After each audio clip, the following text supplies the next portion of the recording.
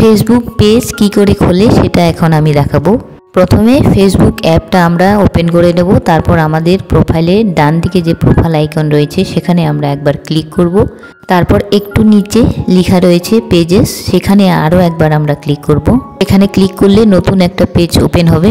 সেই পেজের একদম ডানদিকে রয়েছে ক্রিয়েটে আমরা আবার ক্লিক করব এবং পরের পেজে লেখা রয়েছে ক্রিয়েট ইওর পেজ। এখানে একদম নিচে যদি আমরা দেখি সেখানে রয়েছে গেট স্টার্ট। তো আমরা গেট স্টার্টে আরও একবার ক্লিক করব। গেট স্টার্টে ক্লিক করলে আরও একটা নতুন পেজ খুলে যাবে। সেখানে রয়েছে what is the name of your page, বলছে তুমি তোমার পেজের নাম কি দেবে। এখানে একটা বক্স রয়েছে, তার মধ্যে লেখা রয়েছে পেজ নেম। তো এই বক্সের মধ্যে তুমি যেই নামে পেজ খুলতে চাও সেই পেজের নাম এখানে দিয়ে দিবে। তো আমি এখানে একটা নাম দিয়ে দিচ্ছি। তবে এখানে একটা জিনিস বলবো, যে কোনো নাম দেওয়ার আগে ফেসবুকে সেই নামে সার্চ দিয়ে দেখতে হবে যে ওই নামে আরও কোনো পেজ আছে কিনা। এবার নেক্সটে ক্লিক করব যখন নাম লেখা হয়ে যাবে। পরের পেজে এখানে দিতে বলছে ক্যাটাগরি, মানে তোমার এই ফেসবুক পেজে কি ধরনের ভিডিও তুমি আপলোড করবে সেই হিসেবে কিন্তু ক্যাটাগরি চুজ করতে হবে। যেমন কেউ যদি রান্নার ভিডিও বানায় বা কেউ বিউটি টিপস দেয় কিংবা কমেডি ভিডিও যদি বানাও, সেরকম আলাদা আলাদা ক্যাটাগরিজ কিন্তু এখানে দিতে হবে। কিন্তু আমি আমার ক্যাটাগরিজ দিলাম ডিজিটাল ক্রিয়েটর। তোমরা এই ক্যাটাগরি বিষয়টা যেভাবে ভিডিও বানাবে সেই রকমভাবে ক্যাটাগরি কিন্তু দেখে দেবে। এরপরও যদি বুঝতে অসুবিধা হয় যে কি ক্যাটাগরিজ দেব, তাহলে আমাকে কমেন্ট করো, আমি কিন্তু জানিয়ে দেবো। ক্যাটাগরিজ আমি দিয়ে দিলাম ডিজিটাল ক্রিয়েটর। এবার কিন্তু আমার পেজ হয়ে গেল রেডি। এখানে বলছে you have create your page, মানে আমার পেজ কিন্তু রেডি হয়ে গেছে।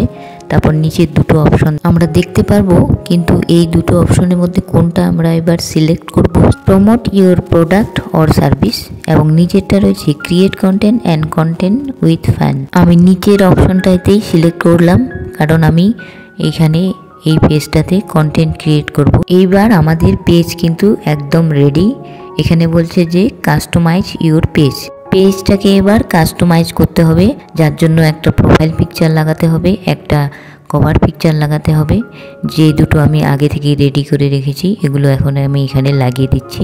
এটা আমি জাস্ট দেখানোর জন্য করছি, না হলে তোমরা কিন্তু তোমাদের নিজের ছবি দিয়ে প্রোফাইল বা কভার কিন্তু লাগাবে, তাহলে পেজটা দেখতে ফেক মনে হবে না। এবং ফেসবুকের যে সমস্ত গাইডলাইন রয়েছে সেগুলো যদি মেনে তুমি কাজ করো পেজে, তাহলে কিন্তু খুব তাড়াতাড়ি তোমাকে মনিটাইজেশন দিয়ে দেবে। মানে মনিটাইজেশন পেতে কোনো ঝামেলা হবে না যদি নিজের প্রোফাইল পিকচার এবং কভার পিকচার লাগানো হয়।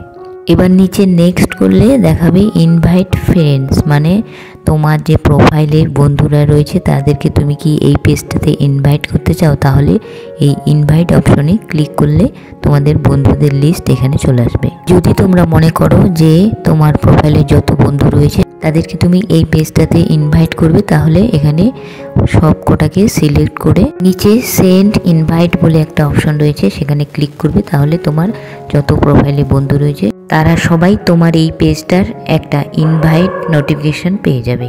আমি এই মুহূর্তে কাউকে ইনভাইট করছি না, আমি পরের পেজে চলে যাচ্ছি। এখানে আমি সিলেক্ট করলাম page notification on your profile, মানে এই পেজে আমার যত নোটিফিকেশন রয়েছে সেগুলো আমি আমার প্রোফাইলে পেয়ে যাব। সেই জন্য আমি এই অপশনটা ব্লু করে দিলাম, মানে অন করে দিলাম, যাতে করে আমার প্রোফাইলে এই পেজের সমস্ত নোটিফিকেশন আমি পেয়ে যাই।